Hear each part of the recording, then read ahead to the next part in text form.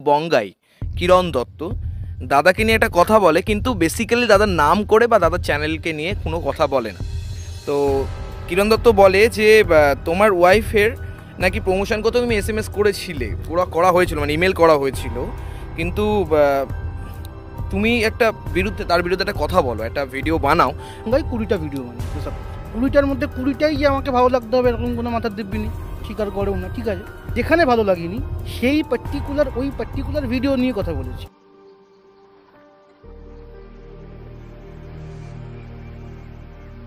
নমস্কার সবাইকে, বং official YouTube চ্যানেলের পক্ষ থেকে অনেক শুভেচ্ছা আর অনেক ভালোবাসা।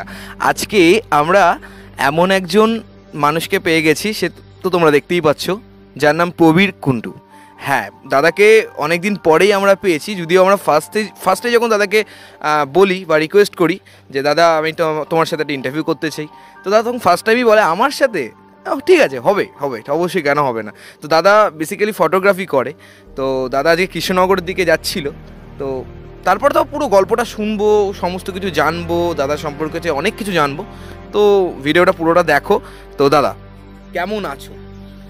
আমি ভালো আছি, তবে একথা ঠিক যে আমার মনে হয় না যে ইন্টারভিউ নেওয়ার মতো আমি কিছু করেছি অ্যাকচুয়ালি। মানে আমি কেন, আমার মনে হয় ইউটিউবে একটা ভিডিও দেওয়া, সেটা ভাইরাল হওয়া, তাতে ফেমাস হওয়া, আমার মনে হয় না এটা কোনো অ্যাকচুয়ালি কোনো অ্যাচিভমেন্ট। মানে হ্যাঁ, একটা কোনো ফিল্ম তৈরি করলাম, একটা কোনো মিউজিক ভিডিও করলাম, দ্যাট ইজ ডিফারেন্ট।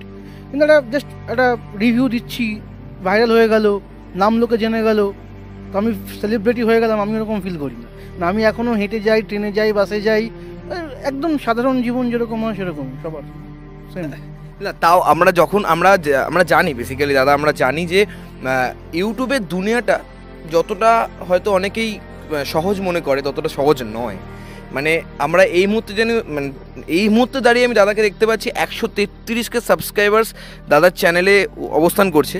তো এই 133K সাবস্ক্রাইবার্স যে পেয়েছো তুমি, এর পেছনে তো একটা অক্লান্ত একটা খাটনি রয়েছে, তো সেটাই বলছিলাম।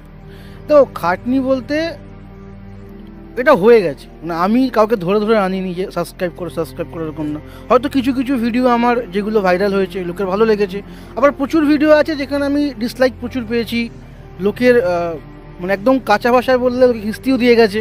ঠিক আছে, তো এমনটা নয় যে আমি খুব ভালো কাজ করেছি। হয়তো আমার ভিডিওগুলোর মধ্যে যেগুলো ভাইরাল হয়েছে তার মধ্যে হয়তো কিছু পয়েন্ট ছিল যেগুলো মানুষের কথা হয়তো আমার মুখ থেকে তারা শুনতে চেয়েছে, সেটা পেয়েছে।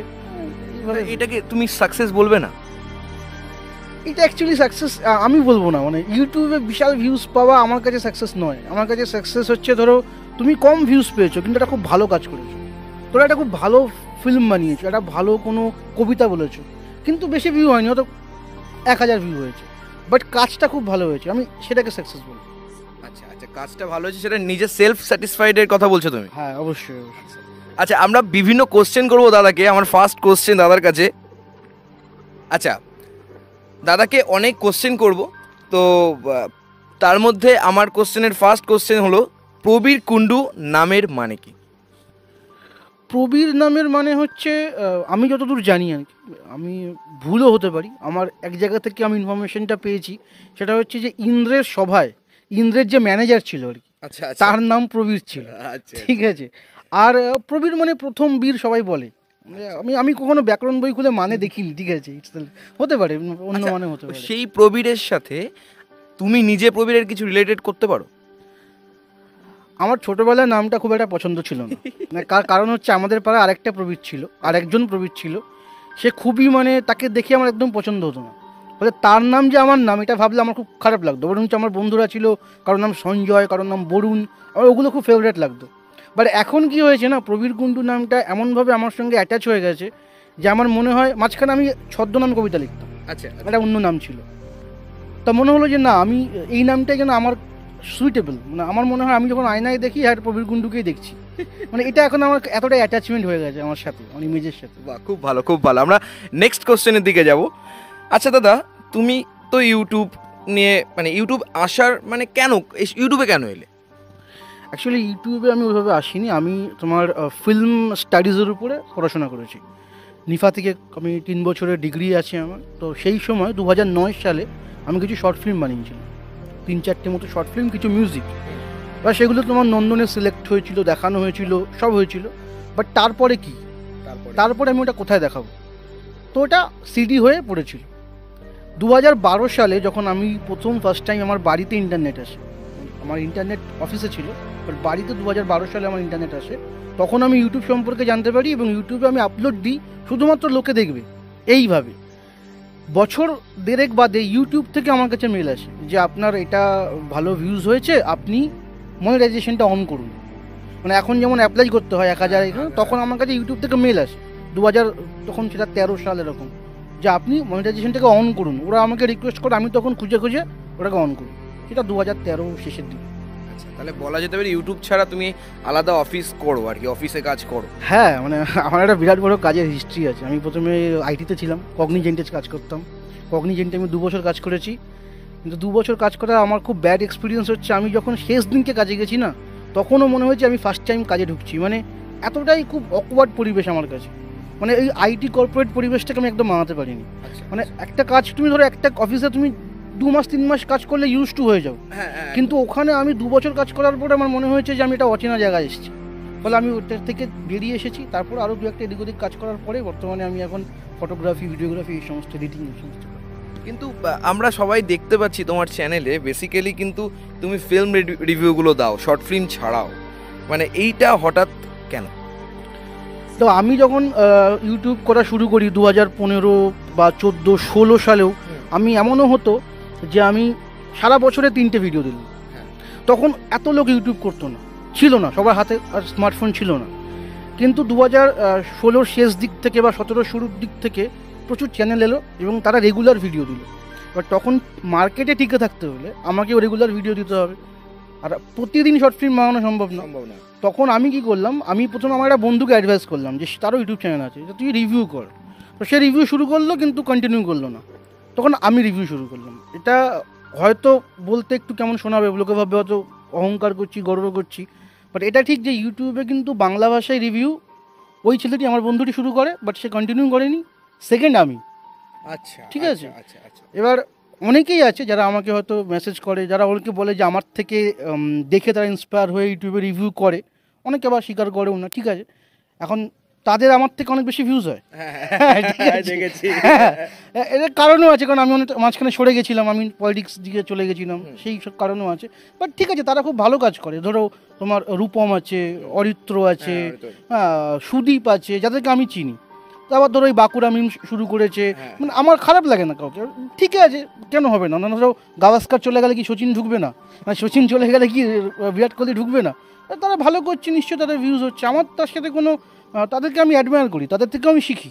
আচ্ছা, ডেফিনেটলি। আচ্ছা, পলিটিক্যালি দিকটাও আমি দেখেছি তুমি কিন্তু ভিডিওর মাধ্যমে দিয়েছো। আচ্ছা, আমাদের কি কাউকে বলবে যে তুমি কোন টিমকে সাপোর্ট করো, মানে আই মিন কোন পলিটিক্যাল টিমকে? এটা একটা খুব মজার ব্যাপার আছে।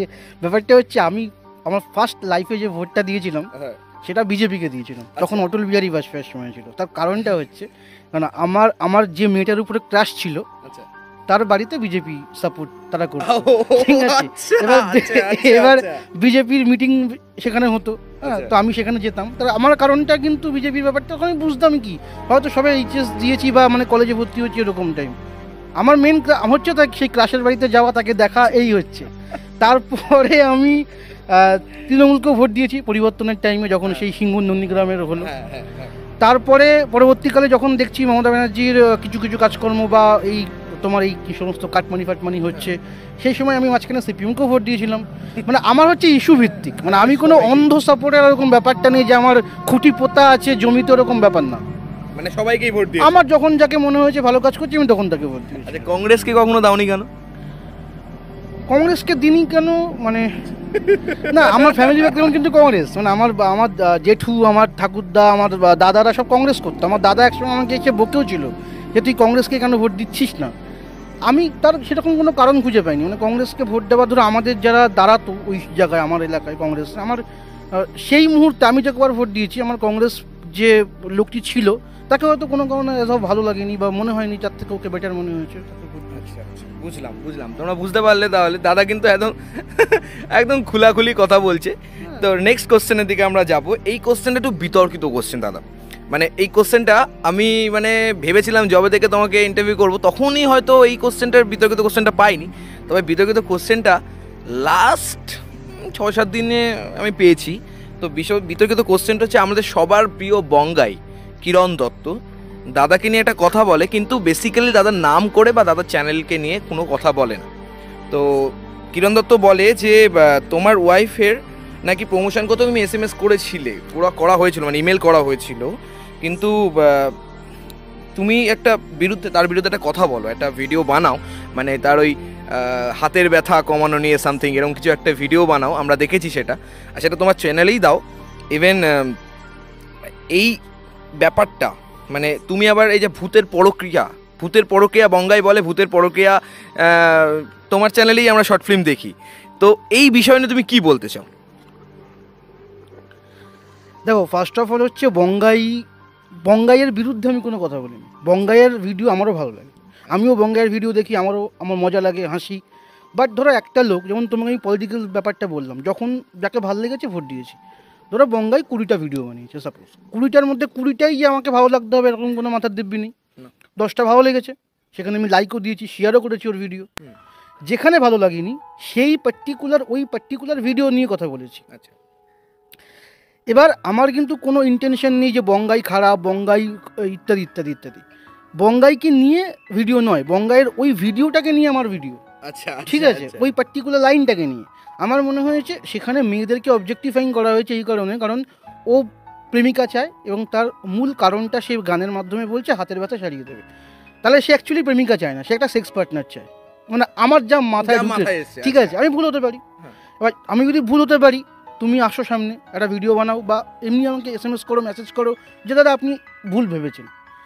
সে একটা ভিডিও বানিয়েছে, আমি দেখেছি, তুমি আমাকে দেখিয়েছো, ঠিক আছে, হ্যাঁ, সেখানে সে আমার নাম নেয়নি না। এবার ফলে আমার তাকে রিপ্লাই দেওয়ার কোনো জায়গায় তৈরি হচ্ছে না। তুমি বলছো যে বোঝাই যাচ্ছে তোমাকে বলেছি ইত্যাদি ইত্যাদি, কিন্তু দেখো ব্যাপারটার মধ্যে একটা বেসিক্যালি আমাদের মতন মানুষেরা যারা ইন্টারভিউ নেয় তারা তো বেসিক্যালি সবাইকে নিয়ে একটু আধটু, মানে যখন যাকে নিয়ে ইন্টারভিউ করবে তাকে নিয়ে একটুখানি লিসেনিং তো করবেই। এবার স্বাভাবিকভাবেই যেটা ভূতের পরকীয়া তোমার চ্যানেলেই একমাত্র আমরা দেখেছি। হ্যাঁ, ঠিক আছে, দেখো ভূতের পরকীয়া আমার চ্যানেলে হলেও ভূতের পরকীয়া কিন্তু আমি একা বানাইনি, ওই সিনেমাটাতে 20 জন যুক্ত আছে। তাহলে বঙ্গাই আমাকে বলেছে না, ওই 20 জনের মধ্যে আরো 19 জনকে বলেছে, আমি জানি না, কিন্তু চ্যানেল যখন বলেছে যখন তো সেটা তোমাকেই দেখাচ্ছে। আচ্ছা, এইগুলো কি হচ্ছে? হ্যাঁ, আমাকে বলেছে, আমি মানছি আমাকে বলেছে, কিন্তু সমস্যাটা দেখো, ধরো আমার তোমাকে খারাপ লেগেছে, আমি বলবো ভাই তুমি এটা বলেছো, এগুলো খারাপ, এটা একরকম বলা। আর এটা যে তুমি চলে গেলে, তুমি নেই, তোমার নাম না নিয়ে আমি ওকে বলছি যে ও করেছে, এই করেছে, এই দুটো বলার মধ্যে পার্থক্য আছে। আমি কিন্তু এই বলাটাকে রিপ্লাই দিই, ওই বলাটাকে কিন্তু আমি রিপ্লাই দিই না, ঠিক আছে? আমাকে যদি ডিরেক্ট বলতো আমি রিপ্লাই দিতাম। আর তুমি বলছো যে আমার স্ত্রীর চ্যানেলের ব্যাপারে ওকে, হ্যাঁ এটা ঠিক বলেছে কিন্তু ভুল বলেছে। ঠিক বলেছে কিন্তু ভুল বলেছে, মানে এটা ভুল বলেছে কি, ও বলেছে, তুমি আমাকে এটা দেখালে যে 6-7 মাস আগে আমি ওকে মেসেজ পাঠিয়েছি, এটা একদমই ভুল। আমি ওকে মেসেজ পাঠিয়েছি 2018 এপ্রিল মাসে, মানে আজ থেকে হিসেব করলে প্রায় 20-21 মাস আগে, 2 বছর প্রায় ধরো। আচ্ছা, ঠিক আছে, আমি তোমাকে স্ক্রিনশট পাঠিয়ে দেবো, তুমি এখানে দেখিয়ে দেবো, ঠিক আছে? ঠিক আছে। তাকে পাঠিয়েছি, আমি কি লিখেছি যে আমার ওয়াইফ আপনাকে পছন্দ করে, আপনার সঙ্গে কোলাবোরেশন করতে চায়, কিন্তু আমার মনে হয়েছে যে আপনি রাজি হবেন না, তাও আমি আপনাকে পাঠিয়ে রাখলাম।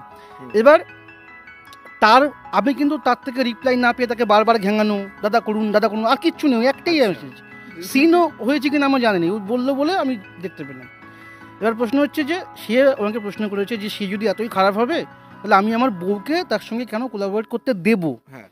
এখানেও প্রশ্ন আছে, থিঙ্কিংটা ভাবো, আমার বউকে দেবো মানে কি? আমার বউকে আমার পোষা পাখি, আমার বউয়ের তো নিজস্ব পছন্দ থাকতে পারে, তার বঙ্গাইকে পছন্দ, সে তার সাথে করবে, বাট সে ফেসবুকে নেই, সে আমাকে রিকোয়েস্ট করেছে তার মেসেজটাকে কনভে করতে, আমি তার মেসেজটাকে আমি তাকে পাঠিয়েছি, সে রিপ্লাই দেয়নি, আমি বললাম সে রিপ্লাই দেয়নি, ইন্টারেস্ট নয়, ব্যাস এখানে শেষ।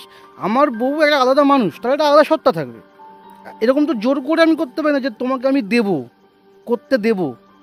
আমি তোমাকে অ্যাডভাইস দিতে পারি যে ওটা করুন না বা এটা করুন না, বাট করতে দেবো না, এরকম ব্যাপারটা আমার বউয়ের সঙ্গে আমার রিলেশনটা ওরকম নয়। সে তার একটা স্বাধীন মানুষ, সে তার স্বাধীনতা অনুযায়ী কাজ করবে, দ্যাটস ইট। আচ্ছা, আমরা বিতর্কিত কোশ্চেনের বিতর্কিত অ্যান্সার পেয়েছি, আমরা চলে যাব নেক্সট কোশ্চেনের দিকে। নেক্সট কোশ্চেন যেটা, সেটা হচ্ছে দাদা এক্স্যাক্ট তোমার কটা চ্যানেল? আমার অনেকগুলো চ্যানেল, এই কারণে আমার ফার্স্ট চ্যানেল যেটা কথা তোমাকে বললাম 2014-তে, ওটা কিন্তু এটা নয়, যেটা তুমি এখন দেখতে পাচ্ছ। এটা অনেক পরে খোলা, এটা 2016 কি 15-তে খোলা। এর আগে আমার একটা নিউজ চ্যানেল আছে বাংলাতে, একটা হিন্দিতে আছে নিউজ চ্যানেল, ঠিক আছে? তাহলে সাবস্ক্রাইবার কেমন? একটা 300K আছে, একটা 700K আছে। জানি না ভাই, আমরা কেউ জানি না। হ্যাঁ, ঠিক আছে।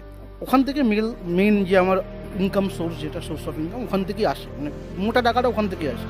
এছাড়া আরও কিছু খুচরো চ্যানেল আছে, কোনোটা হয়তো 15,000 সাবস্ক্রাইবার, কোনোটায় 5,000 সাবস্ক্রাইবার, কোনোটা 3,000 সাবস্ক্রাইবার, এরকম আছে খুচরো। কোনোটা হয়তো কাজ চালিয়ে যাচ্ছি, এখনো মনিটাইজেশন অ্যাপ্রুভড হয়নি, এরকম আছে, অনেকগুলো চ্যানেলই আছে। মানে আমার মেনলি কাজ হচ্ছে এডিটিংয়ের কাজ, বাকি সারাদিন কম্পিউটারে বসে থাকি। তো আমি আমার ওই কাজগুলোর পাশাপাশি এই চ্যানেলগুলোকে কন্টিনিউ করি। ইভেন আমার এই ফেব্রুয়ারি মাস থেকে গত বছর 2019-এর 2 জন লোক রাখা আছে। ওরে বাবা, সে কি আমরা তো আছি ফ্রি নাকি? আমাদের তো চাকরি বাকরি দিতে পারো না। তারা ওই আমার ওই 2টো চ্যানেলের কাজগুলো করে, মানে চলো বাছাই করা, তারপর সেগুলোকে বেশ ভয়েস করা, মানে তারা স্টাফ হিসেবে কাজ করে। ইউটিউবে ফার্স্ট ইনকাম কত ছিল? অনেকের একটা কোশ্চেন থাকতে পারে এটা। হ্যাঁ, ইউটিউবের ফার্স্ট ইনকাম মানে সেইটা এই চ্যানেল থেকে না, ওই আগের চ্যানেল। তোমার জীবনে ইউটিউবের ফার্স্ট ইনকাম কত ছিল আর লাস্ট ইনকাম কত ছিল? আমি এটাই দুটো জানি। ইউটিউবের ফার্স্ট ইনকাম আমার 9,000 টাকা ছিল, ওটা 1 বছরে এসেছিল, মানে 12 মাসে কাউন্ট করে শেষে ওই $144 একবারে হয়েছিল। তারপরে ওটা 9,000 মনে আছে, $144 $144 হয়েছিল। এবং তারপর চ্যানেলটা ব্লক হয়ে গেছিল। হ্যাঁ, চ্যানেলটা ব্লক হয়ে গেছিল। তারপর অনেক রিকোয়েস্ট করে হেন তেন করে 3 মাস পরে এটাকে আবার ব্যাক করতে পেরেছি। আর লাস্ট ইনকাম কত ছিল? এটা বলে এটা বলতে চাই। হ্যাঁ, তার মানে বুঝতেই যাচ্ছে মোটা টাকা তো তখন বলেই দিয়েছে, তোমরা বুঝেই নাও লাখ ফাঁক হবে হয়তো, জানি না, যা ছেড়ে দাও, আমাদের তো চাকরি দেবে না দাদা। লাখ টাক নয়, এখন অনেক কমে গেছে, এখন আমার নিজের চ্যানেলের ভিউজও অনেক কমে গেছে, জানি না কেন কমে। 700K মানে তো ভালোই। হ্যাঁ, ওইগুলো থেকে আসছে, সেটাই বলছি। আচ্ছা, ফিউচারে আর কি কি করতে চাও ইউটিউবের দুনিয়ায়? ইউটিউবের দুনিয়া আমি ফিউচারে, আমার ইউটিউব নিয়ে কোনো ফিউচার সেরকম কিছু নেই। আমার ধরো এটা একটা জব, মানে আমি ইউটিউবকে একটা জব হিসেবে দেখি, আমার একটা ড্রিম না। আচ্ছা, আমার ড্রিম হচ্ছে ফিল্ম মেকিং, মানে যার জন্য ডিরেকশন দিতে চাও? হ্যাঁ, অবশ্যই। আমি আমাকে নেবে তো ডিরেকশন? অ্যাক্টিং এ ডিরেকশন না, অ্যাক্টিং এ? নিশ্চয়ই নেবো, তুমি আমাকে ভালো। আমার মেন অনেক সিনেমা আটকে আছে এই কারণে আমি লোকেশন ঠিক মতো পাই না। আচ্ছা, তুমি আমাকে বলো, আমি চেষ্টা করবো। হ্যাঁ, তোমাকে লোকেশনে হেল্প করো, আমি তোমাকে মানে লোকেশনে হেল্প করবো, তারপরে আমাকে অ্যাক্টিং এর সুযোগ দেবে। এরকম কেউ আছো যারা লোকেশনে হেল্প করতে চাও? তারা কিন্তু করতে পারো, অ্যাক্টিং এর সুযোগ পাবে কিন্তু। আচ্ছা, যে আজকে তো একটা তুমি ফটোশুটে যাচ্ছ, মানে কি ধরনের ফটোশুট সেটা? এটা তোমার সকালে দুপুরের দিকে একটা র্যাম্প শো মতো আছে। আচ্ছা, হ্যাঁ, না দুপুরে র্যাম্প শো না, মানে ভিডিওগ্রাফি। দুপুরে একটা ইভিনিং এর র্যাম্প শো আছে, দুপুরে একটা ওদের ওই মিটআপ আছে, প্রাইভেট অর্গানাইজেশন, ওখানে আছে। বুঝলাম। আচ্ছা, ফিল্ম মেকিং এ ইন্টারেস্টটা কিভাবে এলো? মানে ফিল্ম মেকিংটা করবে তুমি কিভাবে? ওটা আমার ছোটোবেলাকার স্বপ্ন। যখন আমি 7-8-এ পড়তাম, আমি ছোটোবেলা থেকে মানে মা বাবার কোলে করে সিনেমা দেখতে যেতাম। আমার বাবাও খুব সিনেমা দেখাতো আমাকে। আমার এমনও বাবার সাথে আমার হয়েছে, আমি 2টো সিনেমা পরপর দেখেছি, মানে হল থেকে বেরিয়ে আর একটা হলে ঢুকেছি, ঠিক আছে? আমি ছোটোবেলা থেকে সিনেমা দেখি। তারপর ধরো যখন আমার নেট এলো, টরেন্ট এলো, তারপর তো সারাদিন সিনেমা দেখতাম, মানে দিনে 3টে 4টে 5টা করে সিনেমা দেখতাম। এমন দিন গেছে সারা রাত ধরে জেগে সিনেমা দেখছি। আগে আমার বই পড়ার নেশা ছিল, এই সিনেমাটা ঢুকে বই পড়ার নেশাটা একেবারেই গেছে। বই এখন পড়ি না, টাইম পাই না, সিনেমা দেখি প্রচুর। সেই থেকে আমার 7, 8, 9, 10 থেকে সিনেমা, আমি স্বপ্নে সিনেমা স্ক্রিপ্ট আমার মাথায় ঢুকতো, স্বপ্নে দেখতে পেতাম। সেসব ভুলভাল স্ক্রিপ্ট ঢুকতো, সেই যখন যা এজ ছিল সেসব ছিল। তবে মূল নেশাটা আসে যখন আমি টাইটানিক দেখি। আচ্ছা, টাইটানিক দেখার পর আমার মনে হয়েছে এটা এমন একটা সিনেমা যেটা সকলের পছন্দ হয়। আচ্ছা, আমার এমন জিনিসই বানানোর ইচ্ছে যেটা সকলের ভালো লাগবে, নয় আর্ট ফিল্ম বা কমার্শিয়াল ওরকমভাবে নয়, এমন একটা কিছু এটা সকলের ভালো লাগবে। এবং টাইটানিক দেখে আমি খুব উদ্বুদ্ধ। তারপরে আমার এই ফিল্ম ডিরেকশন কোর্সে ভর্তি। তাহলে আমরা বলতে পারি যে ইন্সপিরেশন টাইটানিক থেকে তুমি? হ্যাঁ, বলতে পারি। আচ্ছা, ইউটিউবের দুনিয়া তোমার কম্পিটিটর কে আছে? দেখো, কম্পিটিটর বলতে আমার চ্যানেলটা এমনই একটা খিচুড়ি চ্যানেল। হ্যাঁ, আমি সব বিষয়ে ভিডিও, আমারও ব্যাপারে হ্যাঁ, মানে আমি প্রথমে ফিল্ম দিয়ে শুরু করলাম, তারপর রিভিউ করলাম, তারপর পলিটিক্যাল ভিউজ করলাম, তারপরে স্পোর্টস ভিউজ আছে, এমনকি মশামাছি নিয়েও ভিডিও বানিয়েছি। হ্যাঁ, ফলে কম্পিটিটর সেভাবে আমার কেউ নেই। তবে অনেকে আমাকে বলে, যেহেতু তুমি ফিল্ম রিভিউটা বেশি করি চ্যানেলে, ফলে যারা ধরো এই অরিত্রস জ্ঞান আছে বা রূপম রিভিউ আছে, আমি অনেকবার বলেছি একটু ইন্টারভিউ করো না, আমার সাথে করো না।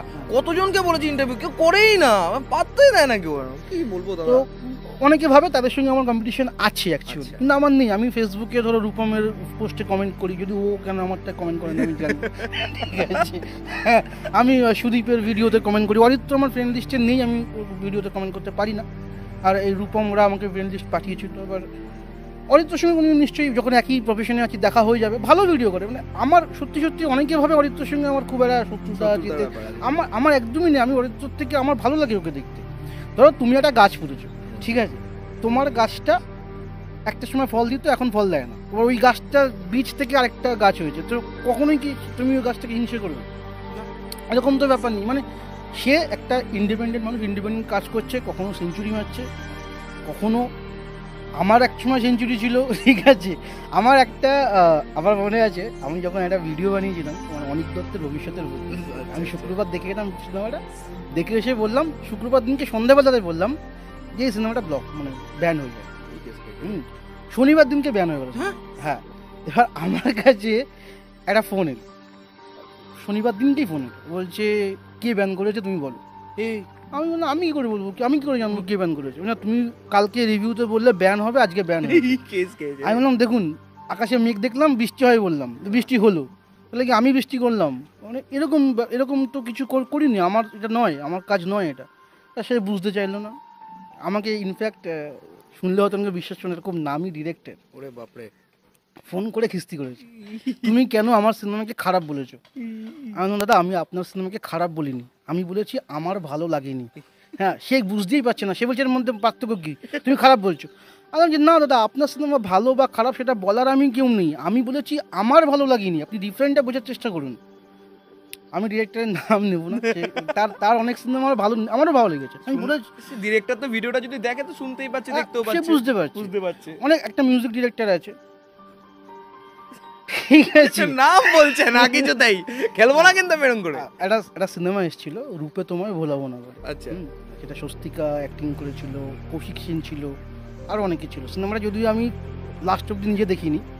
সিনেমার যে মিউজিক ডিরেক্টর সে আমার কাছে গান লিখে চেয়েছিল, ফেসবুক থেকে আলাদা গান লিখে দিয়েছিলাম, তার বিনিময়ে কথা হয়েছিল সে আমাকে একটা অ্যামাউন্ট দেবে।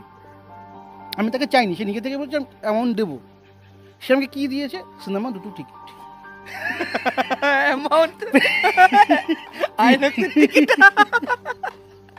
হ্যাঁ, একটা সিনেমার জন্য আমি 4টে গান লিখলাম, সে আমাকে 2টো টিকিট পাঠিয়েছে, ঠিক আছে, আর কিচ্ছু পাঠায়নি।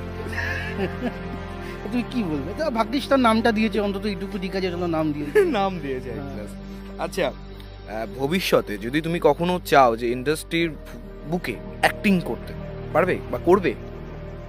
কেন করবো? আমি থিয়েটার অ্যাক্টিং করেছি, পরণ বন্দ্যোপাধ্যায়ের সঙ্গে প্রায় ধরো 4 থেকে 5 বছর ওনার গ্রুপে অ্যাক্টিং করেছি। আর আমি অ্যাক্টিং, আমার নিজেরও গ্রুপ ছিল, আমি আমার জয় একটা বন্ধু আছে, সঞ্জু বলে একটা বন্ধু আছে, আমরা প্রায় 3 বছর 2006, 7, 8, 9, 4-5 বছর আমরা চুটিয়ে অভিনয় করেছি নাটক। কিন্তু আমি ক্যামেরার সামনে কখনো অ্যাক্টিং করিনি। এই লাস্ট ভূতের প্রক্রিয়া ওটাতেই করেছি, কারণ আমার বাজেট ছিল না। আর ওটা আমার কোনো সিনেমা না, ওটাকে আমি সিনেমা হিসেবে দেখি না, ওটা স্পুফ টাইপ, দাদাগিরিতে ভূত আছে ওইটা বলা হয়েছিল, ওই কনসেপ্টটাকেই। এই দাদাগিরির ভূতটা যখন তুমি তুললেই, এটা নিয়ে একটা কোশ্চেন করাই যেতে পারে, এটা আমার ছিল না লিস্টে। আচ্ছা, দাদাগিরির ভূতটা নিয়ে তুমি একটা কথাটা বলেছো বটে, আমি তোমার সাথে একমত। কারণ কোনো একটা বড় মানুষ যদি কোনো একটা কথা বলে, আমরা যারা মিডিল ক্লাস ঘর থেকে বিলং করি এবং যারা ছোট ঘর থেকে বিলং করি, ছোট মানে যারা মিডিল ক্লাসের নিচু, তো তারা কিন্তু একটা জায়গা থেকে একটা মানে দাদা যখন এটা করতে পেরেছে, তাহলে আমিও কেন নয়, আমিও তাহলে সেটাই মানবো। তো এই বিষয়ে যদি কিছু বল। দেখো, প্রথমত হচ্ছে ভারতীয় আইনে কুসংস্কার ছড়ানো একটা অপরাধ, মানে এটা আমার কথা না, এটা সংবিধানে আছে, কুসংস্কার ছড়ানো বা তাকে প্রমোট করা অপরাধ। আমি সেই পাশটা ছেড়ে গেলাম। সৌরভ গাঙ্গুলি বলছে সে ভূতে বিশ্বাস করে, তার ব্যক্তিগত বিশ্বাস সে করতেই পারে, ডিফারেন্ট।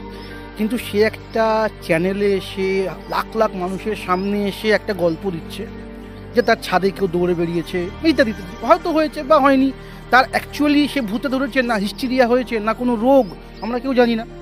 কিন্তু তিনি কী বলবো, তিনি সিদ্ধান্তে আসছেন যে ভূত।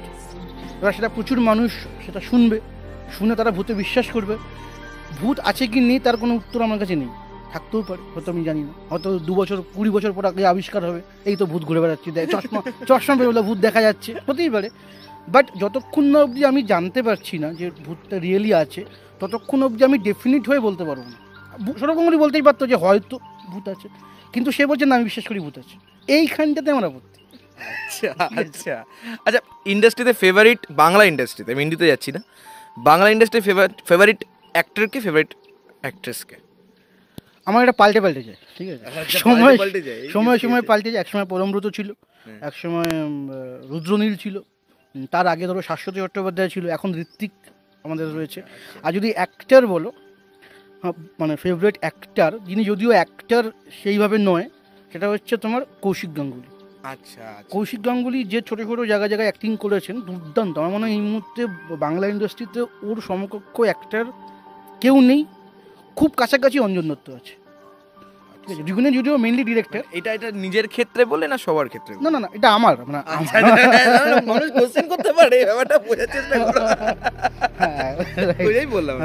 আর অ্যাক্ট্রেস আমার সোহিনী সরকারের মানে আমি নিজেও আমার বলেছি যে যদি সোহিনী সরকার ধরো শুধু একটা বড় একটা ছবি লাগিয়ে স্ক্রিনে চলছে, আমি হলে বসে থাকি। আর অ্যাক্টিংও খুব ভালো করে, মানে এমন না যে অ্যাক্টিং, আমি তোমাকে কৌশানীর নাম বলিনি, কৌশানীকেও দেখতে সুন্দর, বাট আমার সোহিনী সরকার অ্যাক্টিং এবং তার মধ্যে একটা বুদ্ধিদীপ্ত ব্যাপার আছে। মানে আমার না খুব শুধু বিউটি না, মানে একটা ইন্টেলেকচুয়াল ব্যাপার থাকলে, ধরো অপর্ণা সেন, এই জিনিসগুলো একটু বেশি ভালো লাগতো। আমার একটা গার্লফ্রেন্ড ছিল, সে কোনো মেকআপ করতো না, আচ্ছা, কিন্তু তাকে আমার ভালো লাগতো, আমার দুর্দান্ত ভালো লাগতো। তার ওই ইন্টেলেকচুয়াল ব্যাপারটা, একটা জিন্স, জাস্ট একটা কুর্তি, একটা পিঠে ব্যাগ নিয়ে সে ঘুরছে ফিরছে, সিগারেট খাচ্ছে, আমার তাকে দুর্দান্ত লাগতো। আমার বেস্ট প্রেমিকা হচ্ছে সে। ঠিক আছে, আমরা তো জানলাম তোমার অ্যাক্ট্রেস তো চেঞ্জ হয়, মানে ওয়াইফ চেঞ্জ হচ্ছে না তো? না, ওয়াইফ কি করে চেঞ্জ?